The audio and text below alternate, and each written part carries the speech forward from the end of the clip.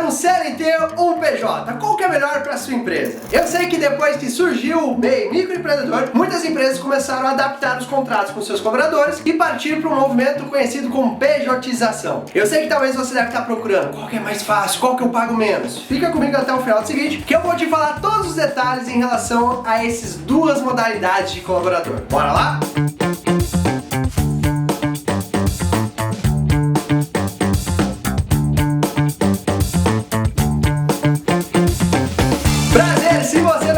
Eu sou Jorge Cotes, idealizador do XBiz, uma das maiores versões de negócio network da América do Sul, e há anos eu venho treinando pequenos e médios empresários. E no vídeo de hoje a gente vai falar sobre essas duas modalidades que vem dando o que falar por aí. Afinal, tem uma galera que está contratando colaboradores como PJ, que está super feliz até o primeiro processo vir, né? E tem outros que estão contratando CLT e pagando absurdamente a mais do que talvez precisaria pagar, dependendo do cargo. Primeira coisa que a gente precisa entender quais são os cargos ou os princípios que podem se encaixar e que você deve ficar atento se o seu funcionário, o seu colaborador vai encaixar numa modalidade CLT ou vai encaixar numa modalidade PJ. Antes da gente aprofundar essas duas modalidades, vamos entender aqui a diferença de ambos.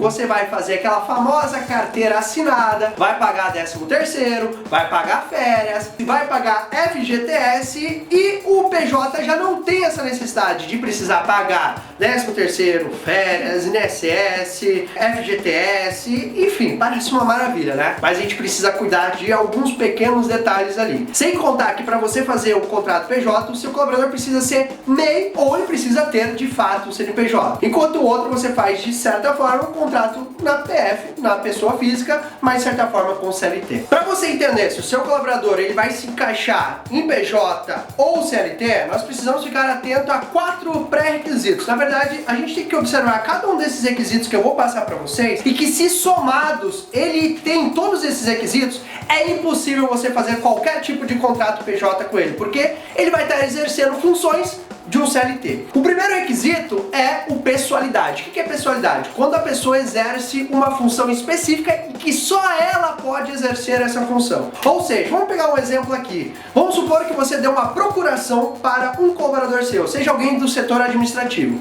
e apenas aquela pessoa pode assinar representando a sua empresa. Por só ela poder exercer essa função, de certa forma, ela já encaixa dentro desse requisito pessoalidade, pois só ela exerce aquela função e mais ninguém pode exercer essa função, ok? Então a gente tem que ficar atento com esse primeiro requisito. O segundo requisito é a não eventualidade. O que quer dizer isso? Eu sei que parece um pouco estranho, mas é a repetições e sabe aquele cronograma, aquele horário certinho? Isso mesmo, você tem que cuidar muito com isso. No contrato CLT, por exemplo, você pode cobrar horários, tem que falar assim, ó, coloca o dedinho, marca pontinho lá e cobrar a carga horária, tanto se ele está exercendo a carga horária que você contratou ele, seja 40, seja 60, seja 20 horas semanais, ou se você está exercendo mais horas dele, porque daí você vai ter que pagar hora extra. Diferente quando a gente já parte para algo como o PJ. No contrato PJ, por exemplo, esse não eventualidade, ele se encaixa de seguinte forma: você não cobra horário, você não cobra padrões, você não cobra presença,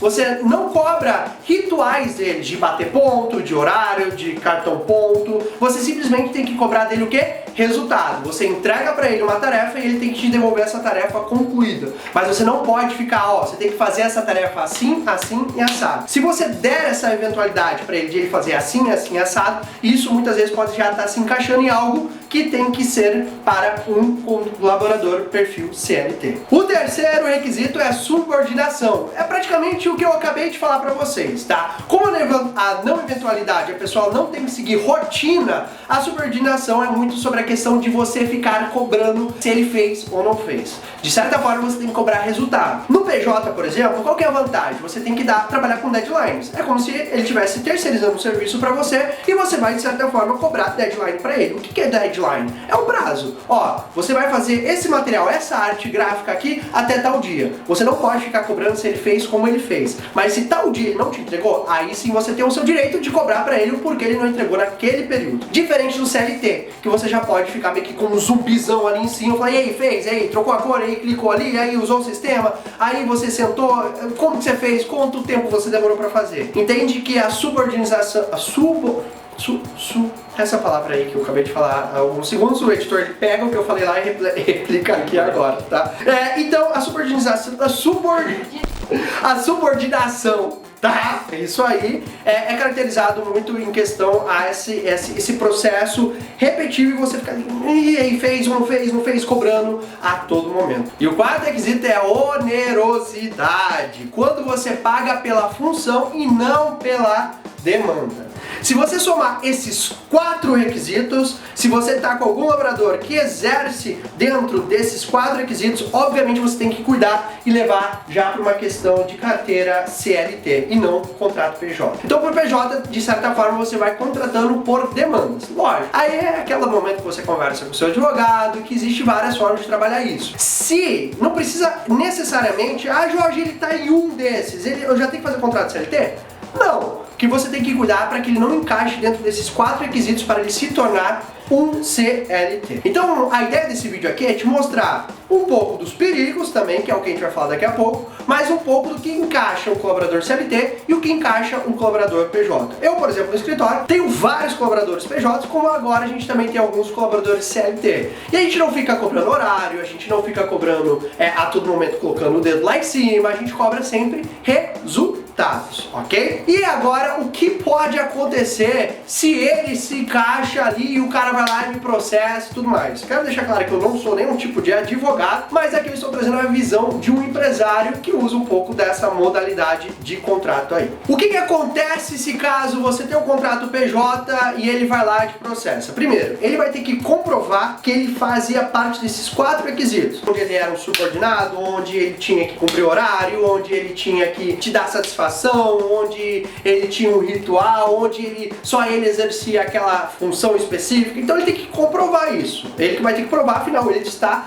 te atacando. Caso ele prove, caso você perca isso, o que acontece? Você vai ter que pagar equivalente a férias, 13º retroativo, reajustado inclusive, INSS, FGTS, tudo isso acumulado de uma vez, assim, um bolão assim, e aí, pô, você paga pra ele, tá? Obviamente aí eu não vou entrar nesse viés, pode ser negociado e tal. Eu já ouvi falar de gente que foi lá, colaborador não, né, chefe, que foi lá com roupa rasgada pra falar, eu não tenho dinheiro pra pagar, e aí é papo jurídico, porque eu nem sei se eu poderia estar falando isso, porque talvez estou falando isso e pode ser que venha e derruba meu vídeo, mas tudo bem, não é o papo agora. Mas a ideia aqui é justamente vocês entenderem. Dá sim trabalhar com, inclusive tem muitos colaboradores que preferem um contrato PJ porque a remuneração deles é maior, porque não vai todo esse desconto, não vai lá pro governo, e o governo, né, faz o que eles fazem com dinheiro, compra triplex e os negócios e aí vai embora, né? E aí muita gente prefere até porque tem a receita maior. E vai muito de vocês incentivarem até os seus próprios colaboradores fazerem uma certa administração com a receita dele. Um outro ponto agora, fora toda essa parte jurídica que eu falei, mas é uma dica particular que eu gostaria de dar para vocês. Tenha muito bem alinhadas as expectativas com seus colaboradores. Deixe claro para ele como que é um contrato, para que serve, como funciona, qual que é a expectativa que ele pode ter, o que aquilo pode ocasionar, para que não ocorra problemas futuros. Eu, por exemplo, graças a Deus até hoje nunca tive, porque eu sempre tentei trabalhar de uma maneira bem transparente com os meus colaboradores, com a galera que trabalha comigo aqui no Grupo X, para que eles entendam a importância, a necessidade e qual que é o melhor caminho para eles e que se faz sentido para eles. Eles não são obrigados a estar aqui nesse formato. Eles aceitam desde o início, sabendo como que funciona e qual que é a expectativa deles. Então, me diga aí,